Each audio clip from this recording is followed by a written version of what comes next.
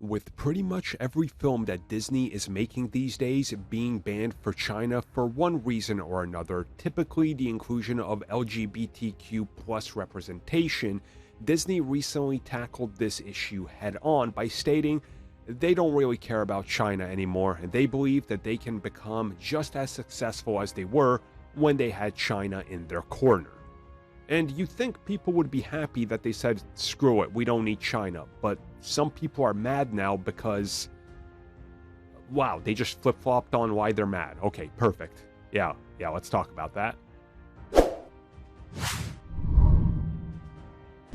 So do you guys remember a couple of years ago where Star Wars was getting a huge push from Disney in China? And right around that time, like the same time that The Last Jedi came out, Disney was literally at the forefront of, we need to make sure everything releases in China, just like WB, Universal, and everybody else.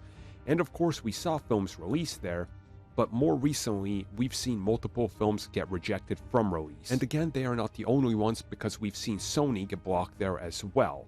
And it's just kind of become commonplace. If you include anything that China doesn't like, they will literally pull your movie out from screening, sometimes even the day before, which again, has happened, so it's nothing new. Disney CEO Bob Chapek recently said he's pretty confident that they don't need China anymore, that they don't need to pander to the Chinese market, and that Disney films, like Marvel films, can be successful without China going forward. And again, I'm glad they said this because, as I said before, if they want to release films in China, cool, that's great.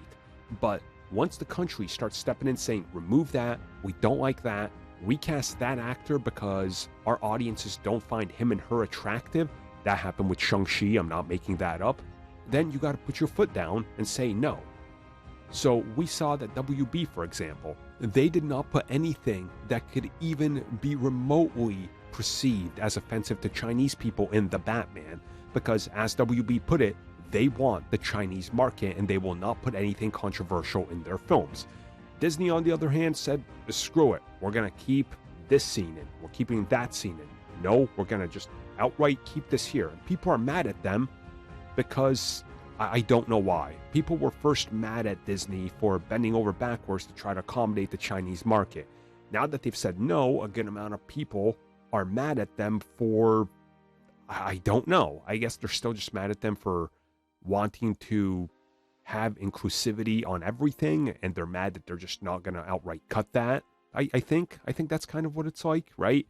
Like, no, we want your films in China. Just make sure you cut out everything we don't like here in the United States. So I get some people are in the middle or whatever. I get what they're saying. But to me, let's just let them make the film they want. And if China rejects it, then whatever, right? That makes sense. Like, I would have hated Doctor Strange 2 if they had to remove the one scene with America Chavez and her moms, because that scene legitimately explained to you who she was, why she's doing it, and how her powers work. It literally ties into events in the film that play out after that Doctor Strange legit brings up with dialogue. You remove that scene, you have no context for that. That legitimately becomes a plot hole. So, yeah, you know what? Disney's right here. They don't need China, and I think the rest of the world can make up for the box office clearly.